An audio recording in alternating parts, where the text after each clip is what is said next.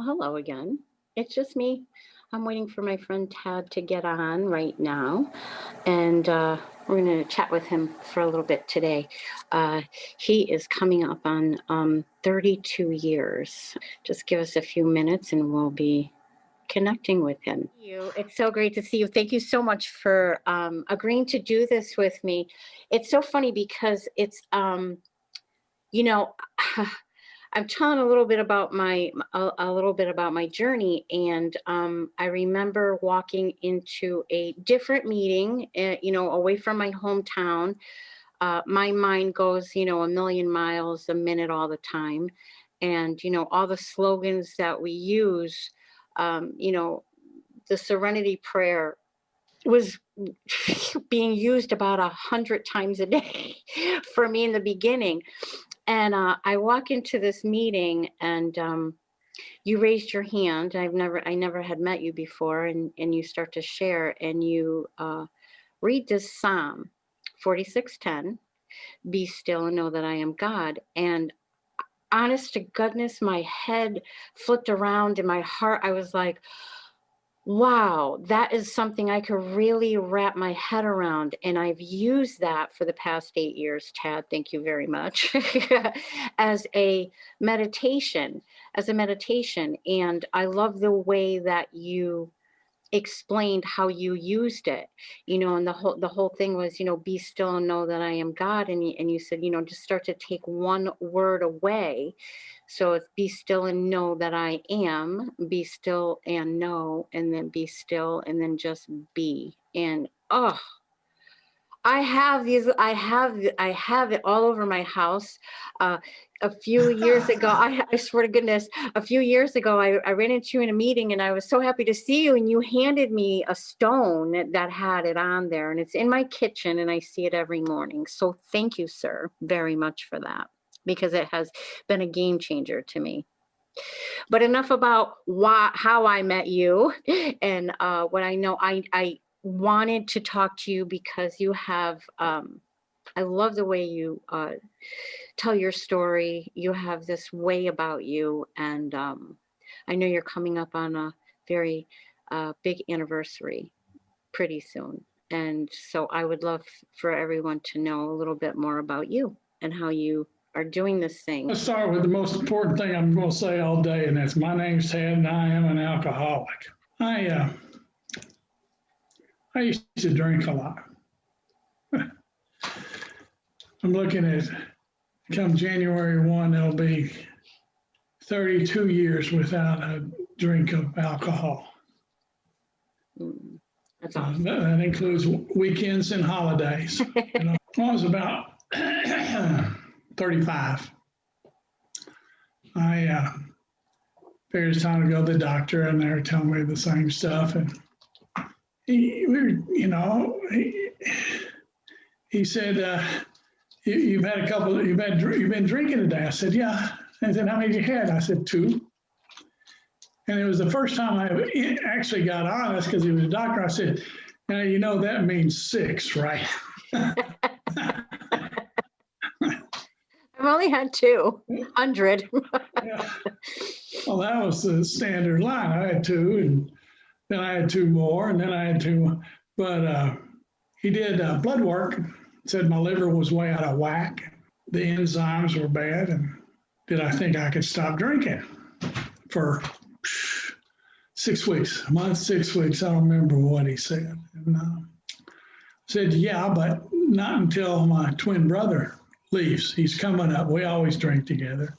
Mm-hmm. And we'd solve all the problems of the world, to the wee hours of the morning. He'd have a half gallon of bourbon, and I'd have my half gallon of scotch, and we just figure everything out, I'd agreed to do this, so I just stopped drinking. I didn't drink. Not that I got rid of anything. Not that it had a time limit. I couldn't make it.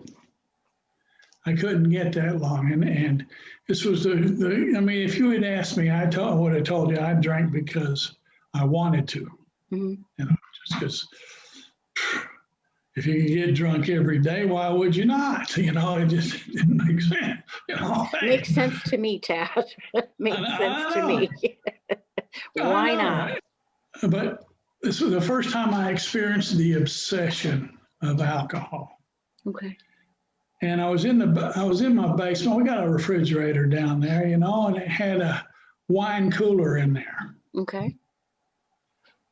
And I could not get out of the basement without cracking open that wine cooler and taking a drink. Now, I drank scotch, I drank beer.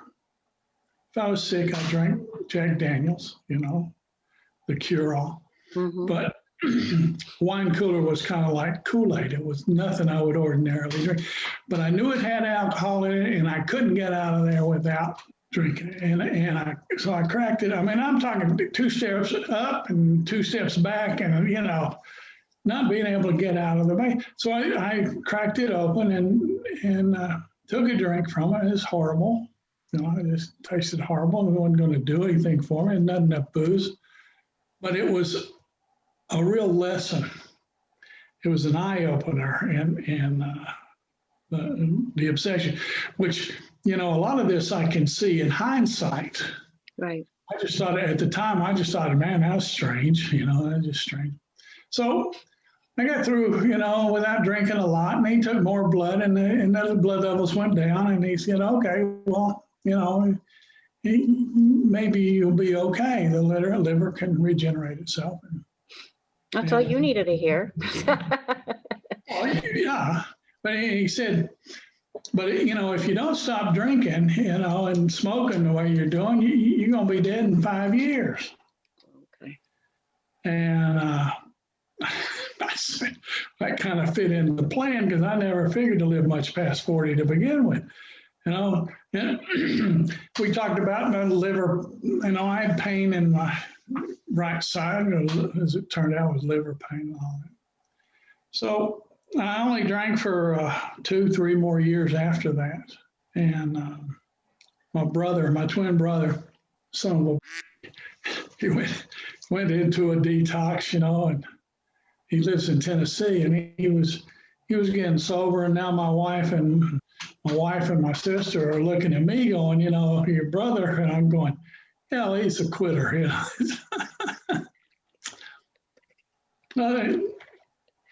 I got the, if don't do something about your drinking, I'm taking the child and leaving. Mm. They had set up a detox. They had done some research, and I had to call I told them I wasn't going away for 30 days. I had a business going, and I can't do that. I'm a busy guy. So I eventually went up there and checked in, and it was a day, morning deal, outpatient stuff. The end result of that, I learned a lot. And the guy, he was really the first real alcoholic, recovering alcoholic. So he knew me when I walked in, and I couldn't blow smoke past him. And, the big thing out of that was the introduction to Alcoholics Anonymous. An assignment, a weekend assignment. You got to go to one meeting. You got to find your own meeting to go to. Okay. So I went, looked it up, and found a Sahara Club. And at that point, it was in downtown Seymour. And I went down there and looked around at the address. I could not find it. So I came back and I called the number in the book, and they said, well, it's down the little alley. You'll see a little sign up there. And I went back and I found it. I got my first meeting all by myself. That had become my home group for forever. I have held a commitment there almost all the time I've been in sobriety. I go back and the detox part ends and they start the after thing. And so now I can drink, see? Now I'm trying to figure out how to drink and stay sober. And seeing if I can do that. How did that work out for you? Well, I was able to do it if I could leave, I mean, I'd have 1, 2, 3, and by that time, they say, man takes the drink takes the drink, then the drink takes the man, you know. And I started experiencing that, you know, the draw, that obsession I was talking about earlier. So I'd sneak one here and sneak one there, and went back and had you know, we had the group sessions, and so how are things? I'm going, well, I had a drink, you know, now I'm trying to find out how this works. And he didn't like that much. He's going, you know, no. No, that's not how this goes. That's what he said. I said, okay. And then so I went back, and he said, yo, you're back. I went, well, yeah. Trying to figure this out. I know. Somebody tell me something. I know. So a couple of weeks later, I told him I had another drink, and he's going, no. He sent me a letter. I mean, I didn't get, to me, it wasn't drinking because I didn't get shit-faced, you know. I didn't get, he sent me a letter, said, don't come back. Your best hope is to get hooked up with Alcoholics Anonymous with AA. Okay. And I'd been going this whole time, and I was still trying to figure it out, you know. And that was in the fall of '88. Had a little problem with the holidays.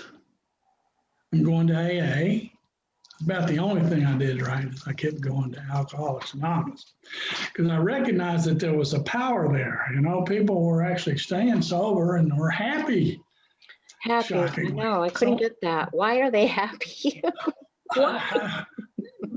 Grateful. What? You know? Yeah. Halloween came and I was, you know, I was into all the excuses to drink. You know, volleyball and softball and Lions Club and, you know, politics and everything. Places I could drink, you know, and I'd run this Halloween dance for the Lions Club for years and got it cranked up and got one of those little bottles. It's either a pint or a half a pint. I don't even know. It's in your back pocket. But I usually carried like a half gallon. So I drank that and then went and hit my buddies up, their scotch and stuff. And next day we're in the kitchen and told my wife, I said, you know, I drank last night. And she did something that was very effective.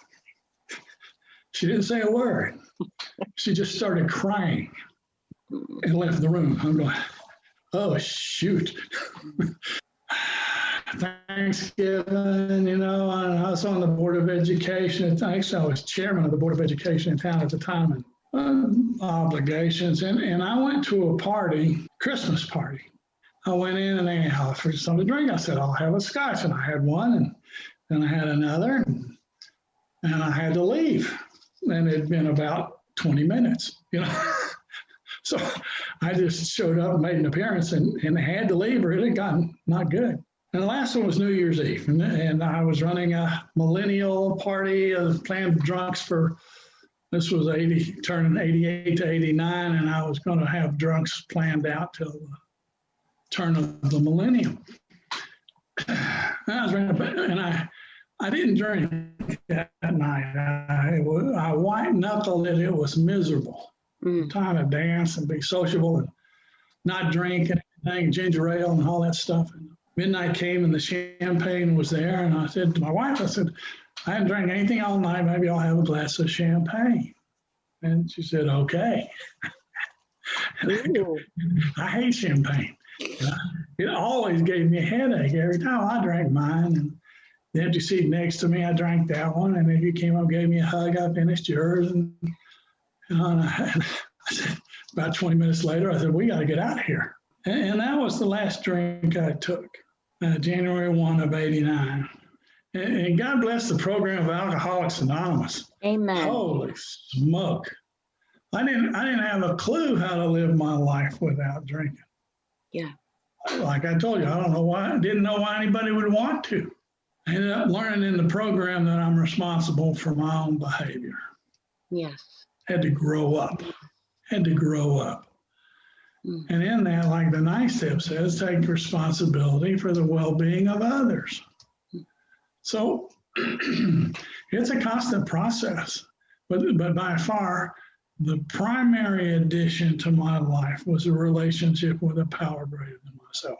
I did not have that relationship before I got to Alcoholics Anonymous. You talk about a game changer.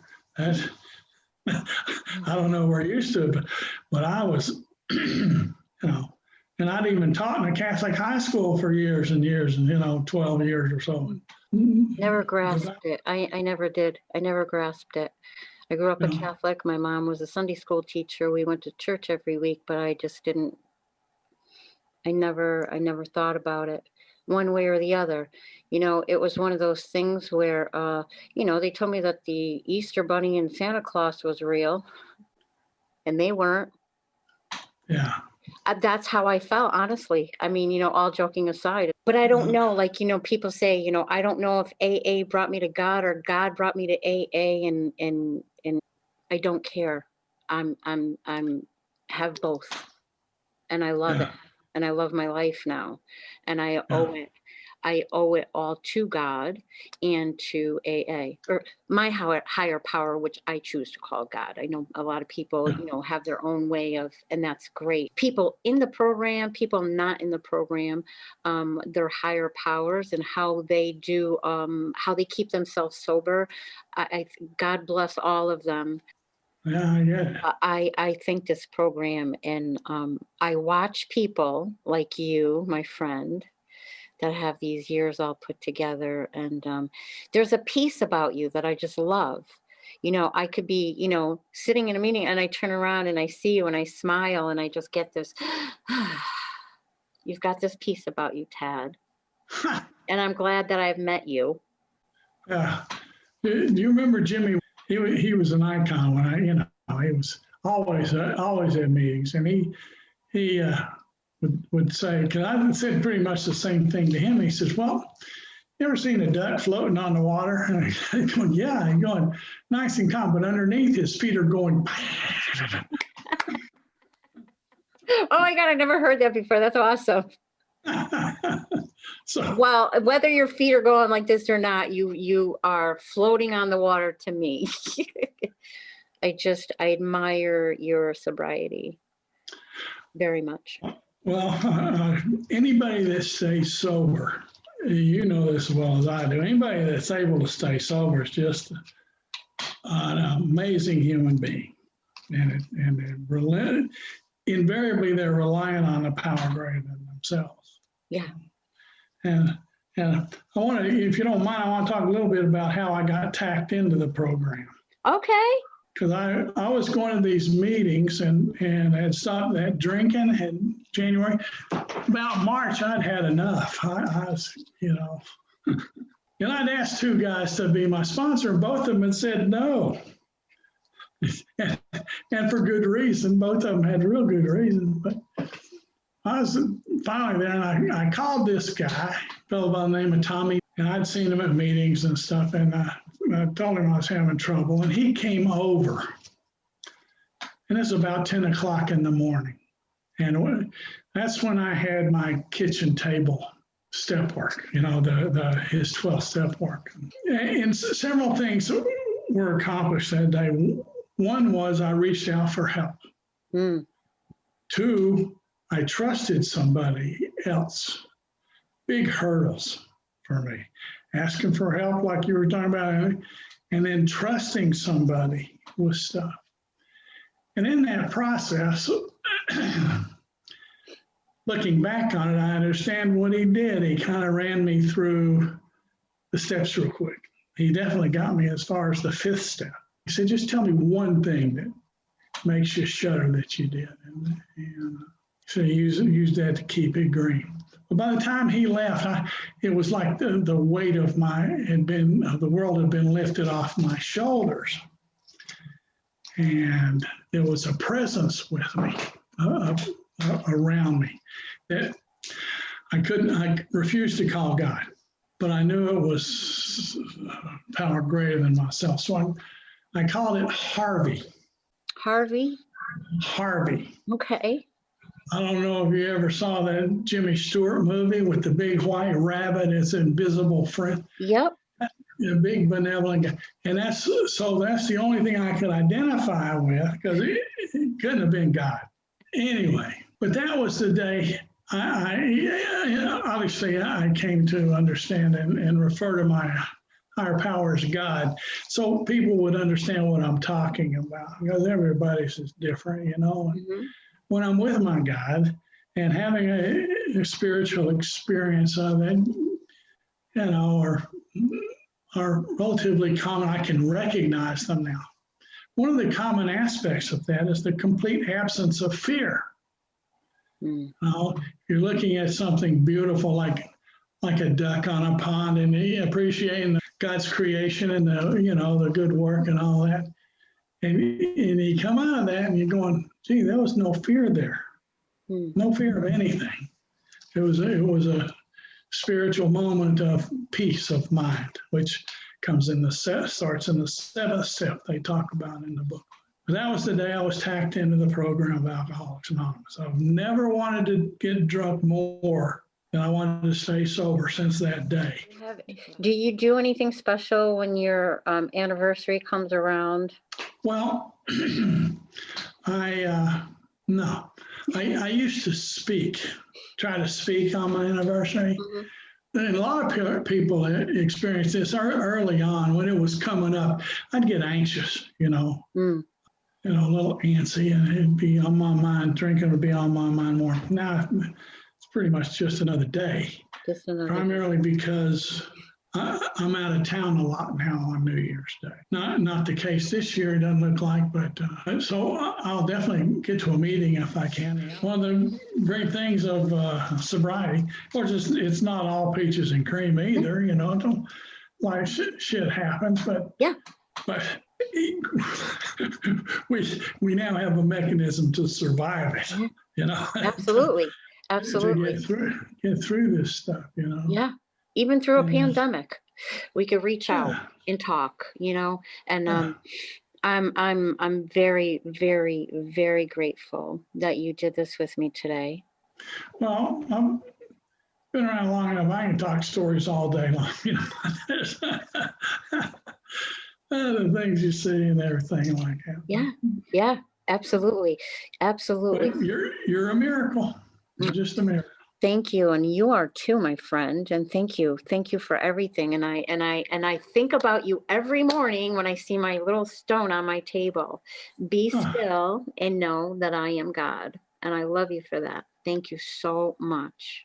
You enjoy the rest of your day, and congratulations on 32 years coming up. I just love you. Thank you so much for doing this, Tad. It's good to see you, Laurie. Good to see you. Thanks for asking. Thank you so much. You have a great afternoon. Yep, you too. Thanks.